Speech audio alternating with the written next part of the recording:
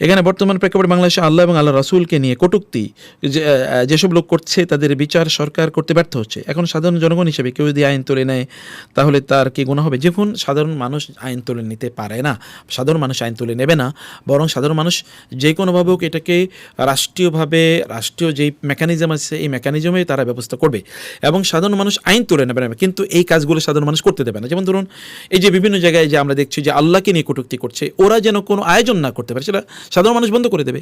কোনো আয়োজন, কোনো এই জাতীয় অনুষ্ঠান যেন না হয়, এটা সাধারণ মানুষের এই অধিকার আছে। আমর বিল মারুফ নাহি আনিল মুনকার। কিন্তু সাধারণ মানুষ কাউকে শাস্তি দিতে যাবে না। এই শাস্তি যদি তারা দিতে যায়, তারা হারাম কাজ বন্ধ করে দিতে পারবে, এই অধিকার তাদের আছে।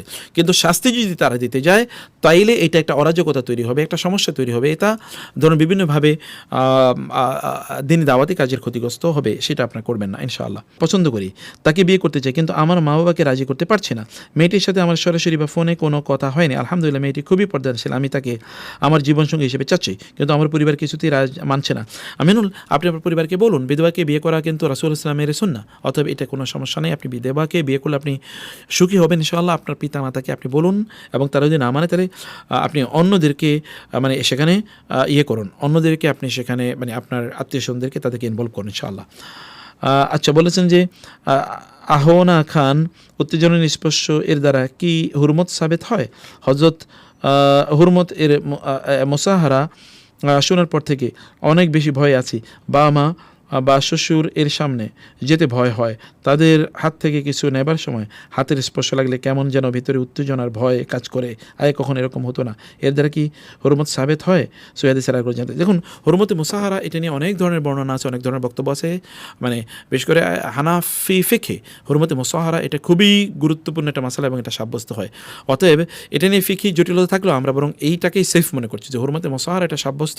অতএব হুরমতে মুসাহারা এর কারণ মানে এটা হুরমতে মুসাহারাটাকে একটু ভালো করে আমরা বুঝাই, তাহলে যে যেমন আপনার জন্য যারা মাহরাম এরকম কাউকে যদি আপনি মানে খুবই ধরেন এক্সাইটমেন্টের সাথে অথবা খুবই কাম বা খুব শাহওয়াত নিয়ে স্পর্শ করেন, তাইলে এর মাধ্যমে আপনার স্ত্রী তালাক হয়ে যাবে বা আপনার স্বামী তালাক হয়ে যাবে, এই ইস্যুটা আর কি। তো এই কারণে এটা যেহেতু সাব্যস্ত, এই কারণে অনেকেই নারীরা বিশেষ করে তাদের শ্বশুরের কাছ থেকে বা এমন ভাইয়ের কাছ থেকে বা বাবার কাছ থেকে কোনো কিছু ধরতে বা তাদের শরীর স্পর্শ করতে, তাদেরকে ইয়ে করতে তারা অনেক সময় ভয় পান। তো আমরা আপনাদেরকে বলবো যে এ ব্যাপারে যখন অ্যাডাল্ট হয়ে যাবেন, আপনারা বড় হয়ে যাবেন, বিবাহ এর বয়স হয়ে যাবে, তখন তাদেরকে শারীরিকভাবে স্পর্শ না করাটাই ভালো, যতটুকু কম তাদেরকে স্পর্শ করা যায়। আর বিশেষ করে যে সকল অর্গানগুলো সেন্সিটিভ, এই সকল অর্গানে ধরা, যেমন ধরুন আপনার মেয়ের অথবা ধরুন আপনার বাবার ঠোঁটে চুমু দেয়া, এগুলো করবেন না। মানে এরকম কিছু সেন্সিটিভ যে জিনিসগুলো আছে এগুলো আপনার করবেন না, এগুলো থেকে দূরে থাকার চেষ্টা করবেন আপনারা ইনশাআল্লাহ। আচ্ছা, বলেছেন যে আব্দুর রহমান, আমি একজন অ্যাকাউন্টেন্ট।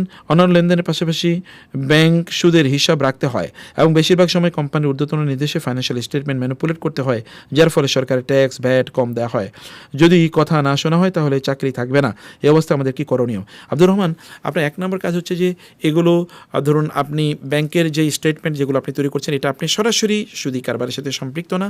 এটা ধরুন আপনার প্রতিষ্ঠান দিচ্ছে, আপনি খাচ্ছেনও না, দিচ্ছেনও না, অথবা ধরুন আপনি এটার সাক্ষী অথবা আপনার এটার ওই যে লেখক এই হিসেবে আপনি থাকছেন না, বরং ওরাই করছে, আপনি সফটওয়্যার হয়তো বা এটাকে মেনটেন করছেন। এই কারণে আলেমদের মধ্যে কেউ কেউ এটা শিথিলতা প্রদর্শন করলেও কাজটি কিন্তু আসলেও সুদী কাজকে সাহায্য সহযোগিতা করা। তো ফলে আপনি এগুলো থেকে আপনার নিজকে দূরে রাখাটাই ভালো। আর অন্য জায়গায় যেটি আপনি বলছেন ইনফরমেশন হাইড করা, তথ্য বিকৃত করা, এই কাজগুলো তো গরিহত কাজ। অতএব যেহেতু চাকরি আপনার ছেড়ে দিয়ে আপনি একটু হালাল এর খোঁজে একটু থাকুন ইনশাআল্লাহ। সৈয়দা নাদিয়া বলেছেন, আমি পরিপূর্ণ পর্দা করতে চাই কিন্তু কোনোভাবেই পর্দা করতে পারছি না, আমাকে পর্দা সম্পর্কে কিছু নাসিহত করুন। প্রিয় বোন, আপনি পর্দা করলে আল্লাহ সুবহানাহু ওয়া তাআলা আপনাকে ভালোবাসবেন। আল্লাহ তাআলা যখন আপনাকে ভালোবাসবেন, ফেরেশতারা আপনাকে ভালোবাসবেন, গোটা মানুষরা আপনাকে ভালোবাসা শুরু করে দেবে।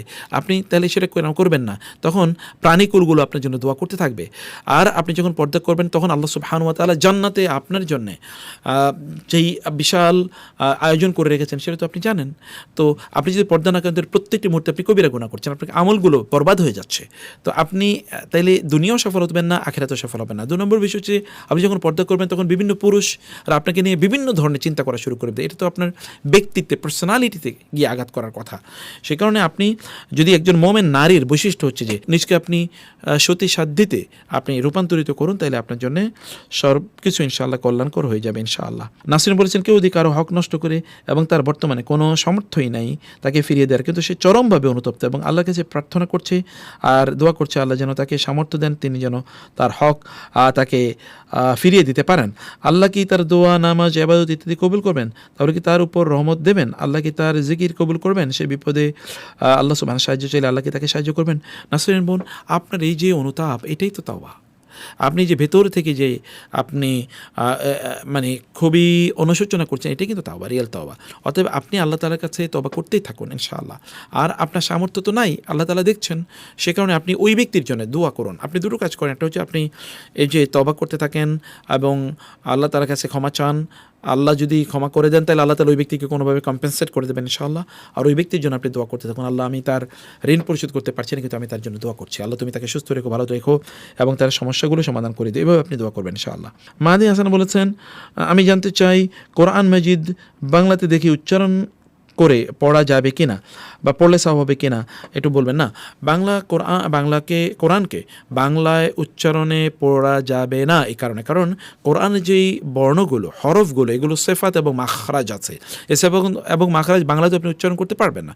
যেমন খ, দাল, দদ, জা, সিন, আপনি কীভাবে এগুলো উচ্চারণ করবেন, তাই না? কফ, এটা কীভাবে উচ্চারণ করবেন? এগুলো আপনি উচ্চারণ করতে পারবেন না। ফলে এই যে উচ্চারণের কারণে কী হবে, অর্থ বিকৃত হয়ে যাবে। গইন আপনি কীভাবে উচ্চারণ করবেন? এই যে এর কারণে কি হয়ে যাবে, বিকৃত হয়ে যাবে, অর্থ বিকৃত হয়ে যাবে। অর্থ বিকৃত হলে আপনি কবিরা গুনার অধিকারী হবেন। সেই কারণে আপনি বাংলায় পড়তে পারবেন না ইনশাআল্লাহ। আচ্ছা, আমি জানতে চাই, ওকে আমরা এটা বলেছি। তাজনুবা বলেছেন, ঋতু, আমি নির্দিষ্টভাবে একটা বিষয় নিয়ে আল্লাহর কাছে অনেক দিন যাবত দোয়া করছি, কিন্তু দোয়া করার কবুলের কোনো আলামত দেখতেছি না। পরিস্থিতি আরও খারাপ হয়ে গেছে, আমি খুবই হতাশ হয়ে যাচ্ছি। আবার কিছুক্ষণ পর আবারও আল্লাহর কাছে দোয়া করছি, আমি কোনো দিকেই কোনো রাস্তা খুঁজে পাচ্ছি না। এখন আমার করণীয় কি? তানজুমা আপা, আপনার তো তাজনুবা আপা, আপনার জন্য দোয়াই একমাত্র সমাধান। আপনি দোয়া করতেই থাকুন, দোয়া করতে থাকুন। আপনি জানেন না যে কি হচ্ছে, আপনি তো মনে করছেন পরিস্থিতি খারাপ হচ্ছে, পরিস্থিতি আরও অনেক বেশি খারাপ হওয়ার কথা ছিল। দোয়ার কারণে আল্লাহ তাআলা এটা সমাধান করছেন। 2 নম্বর বিষয় হচ্ছে, আপনি এখন পরিস্থিতি খারাপ করছেন, আল্লাহ তাআলা অন্য জায়গায় আপনার জন্য তৈরি করছেন, প্রাসাদ নির্মাণ করছেন অন্য জায়গায়। আমি ঠিক এই অর্থেই এই সেন্সে বললাম আর কি, ওই অর্থেই না যে প্রাসাদই নির্মাণ করছে। আপনি আজকে যেটা হয়তোবা চাচ্ছেন, এটা হয়তো আপনি এখন পাচ্ছেন না, পরিস্থিতি খারাপ হচ্ছে, কিন্তু অন্যদিকে কিন্তু টাওয়ার তৈরি হচ্ছে আপনার জন্য, এবং সেটা আপনি কিছুদিন পরে পাবেন ইনশাআল্লাহ। অথবা ধরুন আপনার কোনো একটা বিপদ ছিল, বিপদটা আল্লাহ দূর করে দিচ্ছেন, বা আখেরাতে আল্লাহ তাআলা আপনার জন্য তৈরি করছেন। আখেরাতে যখন আপনি পাবেন দোয়ার ফলাফল, যেগুলো দোয়া দুনিয়াতে কবুল হয় নাই, সেগুলো আপনি আখেরাতে গিয়ে পাওয়ার পর আপনি বলবেন, আল্লাহ, দুনিয়াতে যদি আমার কোনো দোয়াই কবুল না হতো, সব যদি তুমি আখেরাতের জন্য রেখে দিতা, সেদিন আপনি এই কথা বলবেন। সে কারণে আপনি মন খারাপ করবেন না, আল্লাহ সুবহানাহু ওয়া তাআলা আপনার জন্য উত্তম ব্যবস্থা রেখে দিয়েছেন। এক হাদিসে এসছে, যার উদ্দেশ্যে আল্লাহর নামে কসম করা হয় তার উচিত সেই কসমে সন্তুষ্ট থাকা। ইবনে মাজাহ। আচ্ছা, এখন যদি কেউ আল্লাহর নামে মিথ্যা কসম করে বা মিথ্যা প্রতিশ্রুতি দেয়, তা বুঝতে পারলে ওই ব্যক্তির কসম প্রত্যাখ্যান করা কি কবিরা গুনাহ হবে? সেই মিথ্যা কসমে সন্তুষ্ট থাকা বা মেনে নেয়া কি জরুরি না? দেখুন, রাসূলুল্লাহ সাল্লাল্লাহু আলাইহি ওয়াসাল্লাম বলেছেন, কেউ যদি আল্লাহ তাআলা ছাড়া মানে কেউ যদি হারাম কোনো জিনিসের জন্য কসম করে, তাইলে সে ফালা ইউতিহু, সে সেটাকে মানবে না। আর কেউ যদি হালাল কোনো জিনিসের উপর কসম করে, তাহলে সে মানবে। অতএব আপনি যদি হারাম কিছুর উপর শপথ করেন, তাইলে আপনি ওই কসমটাকে ভেঙে ফেলবেন এবং কসম ভাঙ্গার কাফারা আপনি প্রদান করবেন।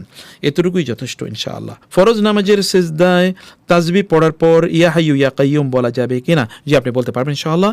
আপনি সিজদায় ইয়া হাইয়ু ইয়া কাইয়ুম বিরহমাতিকা আস্তাগিস, এটা আপনি পড়তে পারবেন।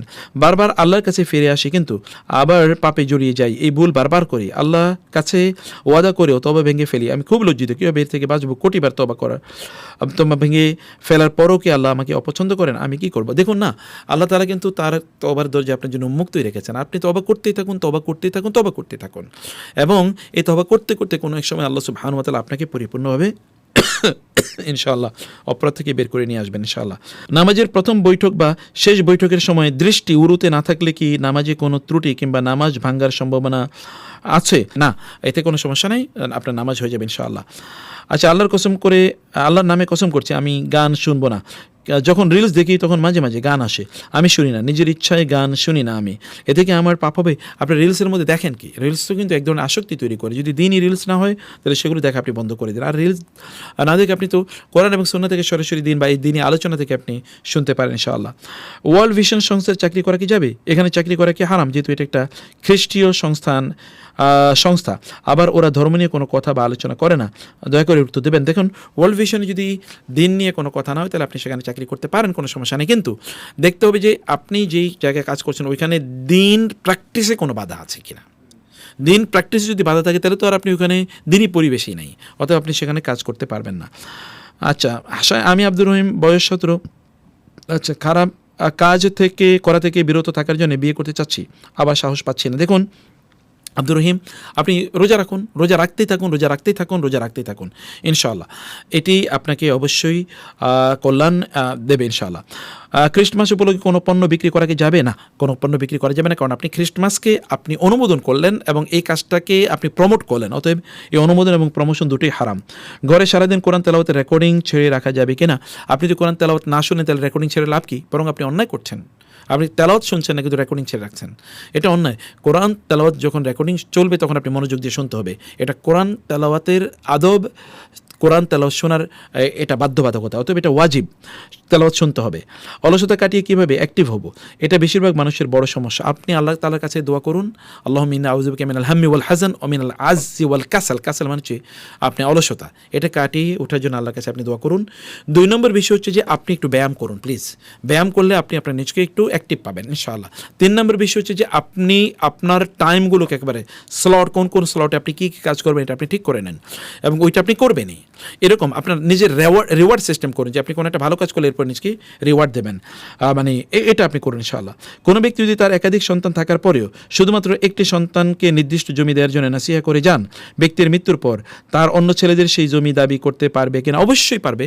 আল্লাহ তাআলা বলেছেন, ফামান খাফা মিন মুসিন জানাফান আও ইসমান ফালা জুনাহা আলাইহিমা। মানে কোরআনে সূরা বাকারাতে আছে, যদি কোনো ব্যক্তি ওসিয়ত করতে গিয়ে জুলুম করে তাইলে যারা ওসিয়ত শুনেছে তারা ওই ওসিয়ত মানতে বাধ্য না, বরং তারা এটাকে তাদের মতো করে মানে শরিয়া অনুমোদিত পদ্ধতিতে অন্যদের মাঝে সম্পদগুলো বন্টন করে দেবে। নির্দিষ্ট একটা দোয়া করে যাচ্ছি, কবুল হচ্ছে না, আমি খুবই হতাশ। দোয়া কবুল হওয়ার জন্য করণীয় কি? আপনি দোয়া কবুল হচ্ছে না, এটি আপনি হতাশ হবেন কেন? হতাশ হওয়া তো শয়তানের কাজ, এবং শয়তান হতাশা মানুষের মধ্যে তৈরি করে দেয়। শয়তান নাম ইবলিস, মানে হচ্ছে হতাশ। আপনি তো এটা হবেন না। তো আপনাকে তাহলে আল্লাহ তাআলার কাছে দোয়া করতে হবে, আল্লাহ সুবহানাহু ওয়া তাআলা যেন আপনাকে আল্লাহ সুবহানাহু ওয়া তাআলা হতাশ না করে, কারণ আল্লাহর কাছে দোয়া করুন।